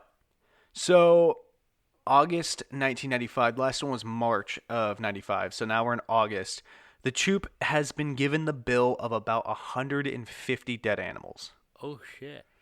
So before they know what it is, between that time, 150 dead have popped up, dead from being drained of all their blood. My boy So thirsty. So people at this time don't really know, like, what the hell it is or what they're dealing with. But, that changes. That changes right here. How does it change? Sunday, November 19th, 1995, Puerto Rico. The Chup is blamed for the deaths of dozens of turkeys, rabbits, goats, cats, dogs, and even cows and horses. It was said to have ripped open a bedroom window of a house in the north central city of Cagus. I don't know. Cagus. I won't correct you on Cagus. this, but it's Chicagus. Chicagus. Where them bulls play, Chicagus. And being a big dumb idiot, destroyed a teddy bear thinking it had blood and left a puddle of slime and a piece of rancid white meat on the windowsill. Yo, Tim, you leave that rancid white meat behind? Yeah, I didn't get what I wanted. Can you believe I bit into that bear and all of a sudden it was like, oh, fucking shit. Oh, I got so thirsty after that damn bear. Oh, that fucking bear was so dry on the inside. I was like, oh, cotton in there. Oh, fuck that shit. But like, I hate cotton. It's coarse and it gets everywhere. what's the rancid white meat it left behind? So I'm looking back. Left a foreskin? You got turkeys, white meat. Rabbits? I don't know. So could have you're been saying rabbit. that it attacked something else, and then it was like, I'm gonna go after the bear next, and it was like bringing some meat along, or is that like something that like it flossed midway through with like the cotton, and like something fell out of its teeth? What's going on here? I really don't know. As far as the animals, it says it's not goats. Goats aren't white meat. It's not cow. Well, it's not horse. So it could be turkeys. Maybe cats. Maybe if we had some good investigative journalists out there, they would have fucking popped it in their mouth and actually confirmed what it was, and we wouldn't have so many questions. But we have a bunch of cowards out there who are afraid to try a little white meat every once in a while that's found on a windowsill after a break-in, and I just don't appreciate that kind of journalism. Like, stop being a coward. Yeah. Am I right? This tastes familiar. This tastes like my Uncle Frank, but more rancid. And he's got a hankering for blood last time we went to Thanksgiving. So this time it was actually spotted, and it was described to have hairy arms and huge red eyes. Oh, that's Frank. That's Uncle Frank. Yeah. Big time. So another attack in the area occurred around 7 a.m. where an eyewitness said it just showed up and poof, it vanished. So it's a quick boy. Oh, we knew that. Under the bed? Are you kidding me? Yep. 4 or 6. 4 or 6. You got to be quick to deceive the eye. 1, 2, 3, 4, 5. Oh, fuck, I lost them all. They ran in pairs. They're holding hands. I don't know. They red rovered my ass and tripped me over the bed. Sheriff, I got red rovered. So I November. Help it. I couldn't help it. I came right over. So stupid. I hate myself. I So hate you November too. November 19th, 1995, 35 different sightings occurred in a 90-day span. Whoa. So that's like more than one every 3 days. Quick math. A resident saw one saw one afternoon in his backyard when it came out from the bushes to attack and bite the family dog. Not the dog. Don't bite the dog. Leave the damn Don't dog cook the alone. dog. No boy should have to cook his own dog.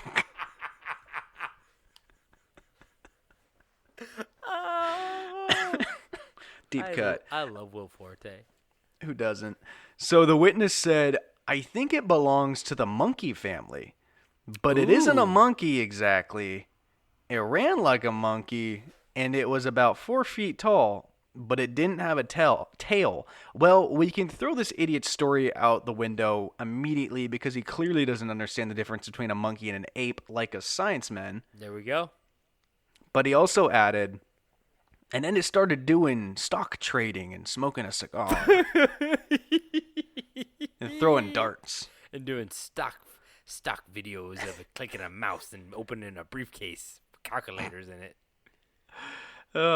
December 7th, 1995, Puerto Rico.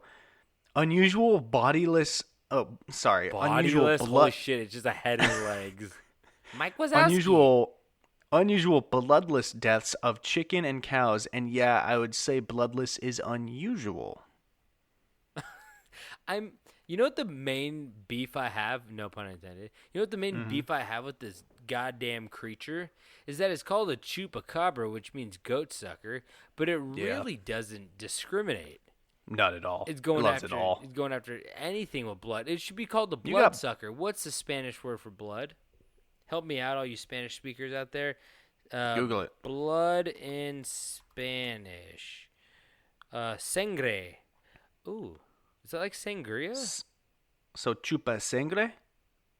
Kind of like that. Sangre. Yeah. Chupa I sangre. like it. Ooh, I like Chupa that. sangre. Are we just flipping the script right now? We might have to. Chupa sangre. So a Blood. week later, Bloods. December 14th, in Nagaboo, sounds like a Star Wars planet, It does. several caged rabbits were found in cages. Oh no, not again. The caged rabbits are where we left them. Not again. Not for the fucking 8,000th time in a row, son of a bitch. Yeah, okay, obviously I'm joking. Several caged rabbits were found dead with holes in the neck area without a drop of blood. Other rabbits had disappeared entirely.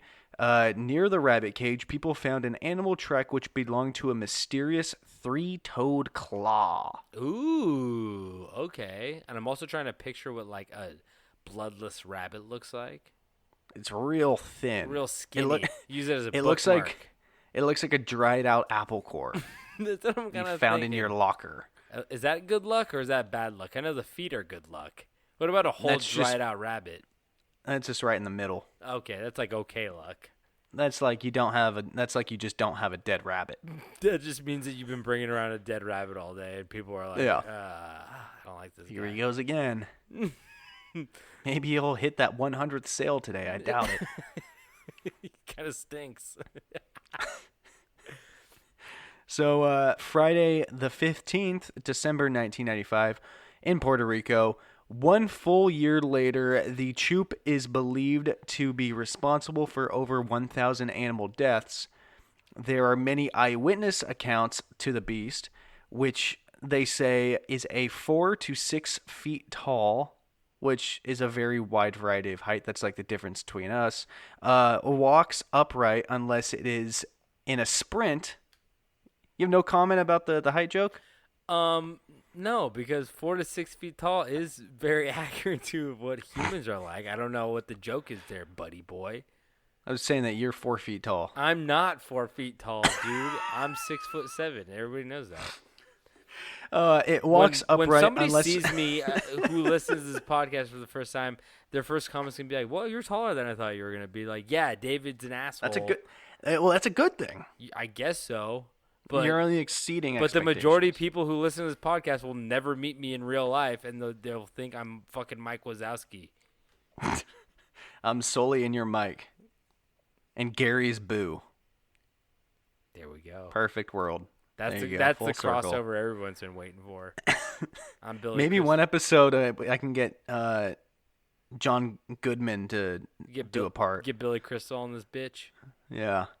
So We'll do anything for $10. That's for sure. So it walks upright unless it's in a sprint, which, yeah, like I said, it kind of ran like like an ape. Is not a humanoid, has large oval alien-shaped eyes, which are Ooh. usually red. Okay, alien shaped. I mean, so it's probably like also those big ovals and stuff like that. Yeah. So December 18th, 1995. It's all in 95. They're all happening in 95. It's a big year. Big year for the Chup. Yeah. Puerto Rico, again, animals died as the result of a single puncture mark found on some part of the body, which apparently drained them of their blood. One photo had been taken as evidence with a cat who has a puncture mark through its goddamn skull. Time for a gray Slurpee. Oh no, that cat's always had a hole in its head. That's holy. I also like how it said it was a it said what type of cat it was. I forget what it is now, but it was like specific to the Like a breed of calico? cat. And I'm like, cats aren't dogs. When you have a cat, you just have a cat. Oh man, don't you dare start with me. I have 2 cats. Actually, they're both just black cats. I don't know what they are. There you go. I call them black cats, but I don't know if there's a Latin term. That's a for firework brand. Oh, you're right. They catch on fire just as easy, I tell you. And when they're screaming, it's just as loud. Piccolo Pete. That's what we named one of them. Yeah. You know what's also interesting? I feel like chupacabras are very much similar to like bats in that sense, where like I thought they'd be like a bigger issue when I was like an adult, or kind of like quicksand, where you're like, oh shit, bats are gonna like bite me and I'm gonna become a vampire, and then I like found out that bats only like suck blood from like cows and horses and like maybe pigs or like other farm animals, and I was like, oh, they don't really fuck with humans. And I feel like the Chup has been around for so long because they stayed in their lane and they'd be sucking off goats and cats and dogs. We're irritated and we're like, we want to find this and shoot it. But like, if it was killing humans, we'd be like, okay, everybody, grab your guns. We're going out in the desert, bring everybody's dead, dried up rabbits, and we're bringing home a Chup. We're bringing home some white meat, some gray meat that ate some white meat, some middle meat. So it's a good thing you said that, because local tabloid who doesn't love those, you know, they're a good source of information that isn't just juicy, but always true. Is it the National Enquirer? No, it's just a local tabloid. Oh, okay. It's probably a bunch of bullshit. Oh, okay. So the tabloid echoes the idea of a giant vampire. Sorry, vampire bat. Misread that. Oh, so it's a scary. It's a vampire bat. It was a lot scarier the first time. Like a 10-foot tall vampire man, and then you're like, oh, it's just a big bat. Okay. Look at the legs on that fucking vampire. Hey, vampire, you ever thought about joining the Globetrotters? That'd be pretty fun. Or do they play in the daylight? Yes. Can I throw a bucket of blood on a child in the audience? No, but we How have many- buckets of glitter that we pretend is water. How many children do I get to sacrifice in the halftime? No, it's a family-friendly show. We usually don't sacrifice any children. Do I get to eat any of the generals? Can you write it in my contract? How pissed would you be if you went to that one game the Generals won? I didn't know they played a team called the Generals, but I just what, know you think they're playing the fucking Knicks? I just Think want they're them playing to. the Sixers? All I want them to have is fucking 4 guys who are 2 feet tall and wear army uniforms like the general in the commercial, and then one of them is Shaquille O'Neal. I was gonna say the problem about that idea is then Shaq's gonna be on Yeah, the team. And you know exactly. Shaq would just absolutely dominate any of the Come Globetrotters. on, we gotta fucking make it kind of even fair, like play, you know? I would pay to see that. Just basic. Okay, no Shaq. Realistically, just Shaq against the Globetrotters. No, 'cause he would Shaq just against toss a some 10-foot bodies. fucking vampire. I'd still take Shaq. That big body, he just right. throws it around. You're You right. can't stop it. You're right. But what about this big vampire bat we got? So they think a vampire bat had infiltrated the island in a cargo shipment from South America. which, the vampire bats are not native to the area. Oh, okay. That's a little bit more believable. It is, but it's not. Okay, I thought we were like on board with this. Yeah, So, but like, obviously, I don't know how fucking big this thing is, and I don't know like if bats usually go in shipping containers, but like shipping containers do kind of look like caves sometimes, And they're dark, You get confused. We got one big motherfucker in there. This isn't a cave. It's full of Xbox 2s. So Thursday, December 21st. What was that joke? What's an The Xbox shipping- 2? The shipping container was full of electronics. I get it. I didn't want to get sued, so I made up a fake one. You still said Xbox. Oh, there's plenty of those. So Thursday, December 21st, 3 a.m. Now, the 3 a.m. part is really the funniest part of this little timeline. 44-year-old Azuelo Claudio Rosado was washing his car What? at 3 a.m. I'm calling bullshit. The night before New Year's, what were you too. doing, Osvaldo? What were you doing out there, man? Oh my, washing his car apparently. He probably fucking ran someone over. Probably ran a fucking vampire bat or a goat or a 10-foot vampire over. Or a general. He hit something and the blood was just everywhere. For this car So- rate's in line. So while washing his car in the middle of the night, he was grabbed from behind and he tried to fight off the intruder and saw a black-haired gorilla, in quotes, about 5 feet tall, which ran off. Osvaldo had cuts in his abdomen, which looked to be from claws of some sort. Oh shit. Now I'm looking at this list, and I'm looking at the clock, realizing this just goes way too long, and the episode is already way too long. So I'm going to do the juicy ones here, and this one's especially important because of its location. Thursday, December 21st, 1995, Klamath Falls, Oregon. Oh, That's right. Okay. They are in Oregon. I did not know this. Pregnant heifer, which, it's a cow. Pregnant heifer dead with her right ear gone, hide cut from her face. So the skin was cut straight off the face. Face off. The tongue cut lengthwise along the top of the teeth. All 4 teats removed, leaving black circles on the surface of the udder, and the rectum and vagina cut out in a neat keyhole cut. No blood at any of the incisions. No blood at any of the excisions or on the ground around the corpse. Now, was that your uncle? That was my uncle. That was the uncle. That we don't want to put that one on Choop. No. That might have been Unk. That was Unk, not Choop. That's Unk, not Choop. disturbing, though. Unk, not Choop. Say it fast. Unk, not Choop. Unk, not Choop. Sounds like a bad person. Sounds like an alien pretending to sneeze. Unk, not Choop. Sorry, fellow humans on the bus. I sneezed. I hope that's not a problem. Unk, not Choop. Hope you don't have the coronavirus.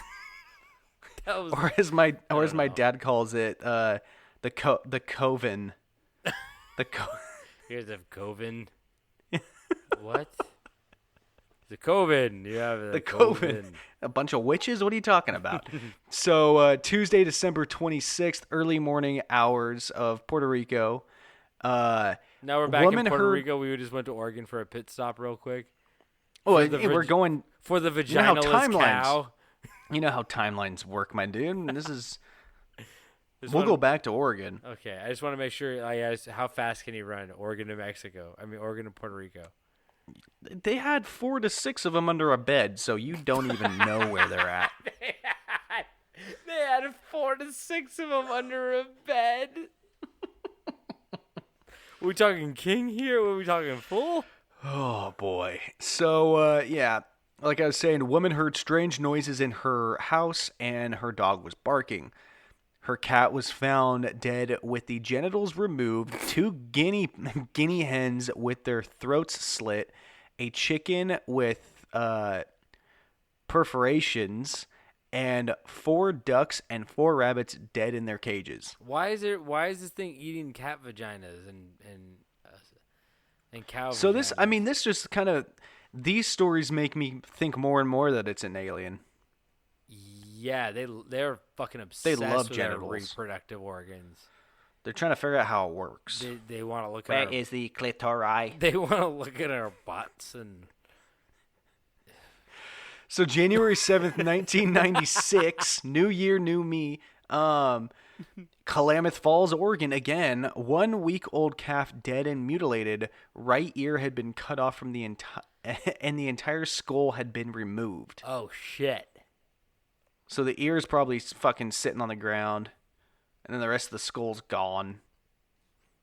What the? That one's not that crazy. I just had to throw it back in because there's another Klamath Falls ones. Thursday, May 2nd, Juarez, Mexico. Juarez. Many small mammals, dogs, etc., have met with this tall animal-like being with 3-toed feet and hands on haunches, Shaq. with the forearms suspended at chest level, very similar to a kangaroo. Ooh. It has a row of spikes or straight feathers, feather-like projections from its head and down to its back that raises and lowers and have been seen to glow with their own light. That's a new one. Has been seen to take off on all fours. The sucking device seems to be a tube-like projection from the mouth. There we go. That's what. So I maybe it's wanted not to teeth. know. We got like a little. That's the most... Yeah. I was gonna say we got a little like kangaroo pouch type situation. Kangaroo Jack, great movie. That's not what I was talking about. Oh, sorry. Anyway, but like they got like a little tube in it, like a little pouch, and the baby drinks out the tube. So we got Yeah, like that one was definitely the most descriptive. interesting. May 3rd, 1996, Cauldron Village, Sonora, northern Mexico. A giant bat-like creature terrorizes a village. Why is that funny? I know that sentence, I don't know if it's because it's late, I don't know, but a giant bat-like creature terrorizes a village. It's just funny to me right now. I don't know. It's just it's tickling me in the right spots. It is kind of funny. Goats are just imagining people running around with a giant bat just flying back and forth. Yeah, with tennis rackets. Goats are found daily with their blood sucked dry. Witnesses said today. Farmers have... Wow, I read that one weird. Yeah. Farmers have formed night vigilante squads. We are telling people to keep the women and children locked up inside at night, a villager said. No one knows really what it is. Dozens of goats have fallen victim to the bloodsucker. It has allegedly attacked one human, which I would assume is self-defense, you know? Of course. I don't know. It hasn't attacked any humans. Like, I guess it did try to put the 3 a.m. car washer in a headlock. Well, You're wasting water. You gotta try for humans because they have like. It's raining tomorrow. They're not like, oh, like humans aren't other animals. They're just like, oh, I'm gonna try to get this animal next, and then they realize that like humans put up too much of a fight, like other than like a cow who like we have guns, we have weapons, we're like a little bit more, what's the word? Dexterous. So we like turn and around we're typically and grab this motherfucker. We're typically not in cages too. And Seems to like things in cages. I'm not saying we're like smarter. No, we are smarter than like cows but like That's what you pigs, think. I don't know. They're pretty smart, but they just can't move around that well, so they get fucked up. Yeah. So May 9th, 1996, 2 a.m., Espinoza family. A front door was opened and a creature was seen 3 to 4 feet high with scaly skin, clawed hands, red eyes, and a row of spines from the skull cap down to the back. The creature mumbled and gestured. Hot packet. Twix candy bar. Hot packet. Philly cheesesteak hot packet. Hey, Peggy. We don't have any. Leave. We ate them all. Go. Milk. Goes to the garbage to check for 6 sleeves next to the 6-pack box. Glass of warm milk. What? Glass of warm milk? Get out of here, you piece of shit. Milk. Hot milk, curdled milk, please. Blood. So, May 9th, 1996. So, How same many day. of these do you have, David? This is the last one. Oh, okay. So this is 3 hours later from that last one. What do you want of the milk? Well, this is the same family, yeah. Oh, okay. A 7-year-old boy in the same house said that the creature stood on his bed and briefly on his chest. Took a big old dump. Both the older and younger Espinoza family members described a smell like a wet dog. So honestly, these stories go on to the point that there are so many goddamn stories that we didn't even make it out of the 90s. Barely made it halfway through the 90s. Yeah, we get 95 and 6. A little bit of 6. And I refuse to tell. I refuse to believe with the number of listeners that we have mathematically here that at least I refuse to believe that at one moment at least one of you have not, like, someone had to have seen the chupacabra. Out of all of our listeners, someone has had to have a run-in. So if you have, please send us a message. I'd love to hear your story. I'm just refusing to believe that no one here has come in contact. Well, with how many, attacks that you've read, like, if they live in Mexico. We need 10 listeners. Yeah, Mexico or the, southern United States, like, we're bound to get something, right? You Yeah, live on the I want to hear border your of chupacabra stories. If you have blood in your veins, when you go take one for a team, go stand out in the desert for a little bit, see what happens. Try to get your hands a little dirty, but we need to see Safely for research. So at the end of the day, the questions still remain: is the chupacabra real? Is it really just an alien? Could it be my neighbor Terry? Will we get a sequel to the Chupacabra Terror? Well, ladies and gentlemen, I don't know. See you next week. A lot of Does that work? unanswered questions, but you know what? No answers. Sometimes it's better that way. But if you do find out, you better tell us. But I think that wraps up our episode today for Camp Strange. So if you guys want any more information, you can go to our Instagram. And you can click the hyperlink and go to our merch store. You can go and listen wherever you listen to podcasts. Apple, Spotify, Pandora. And if you guys could, wherever you're at, rate, review, subscribe. I don't even know which websites allow you to do that, but I know Apple does. But if you can on other ones, then might as well do it, and we would appreciate it. If you guys want to send us anything, you can send it to campstrangepodcast@gmail.com. And am I missing anything, David? Merch. If you guys want a shirt or some mugs, go check them out. Shirt. We got mugs and shirts and mugs. And yeah, whatever David's saying right now. And buy a shirt, Bazinga. Bazinga. And David, do you have anything to say before we leave?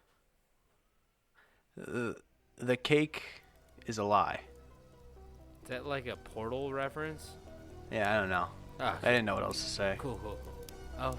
And don't forget to stay strange.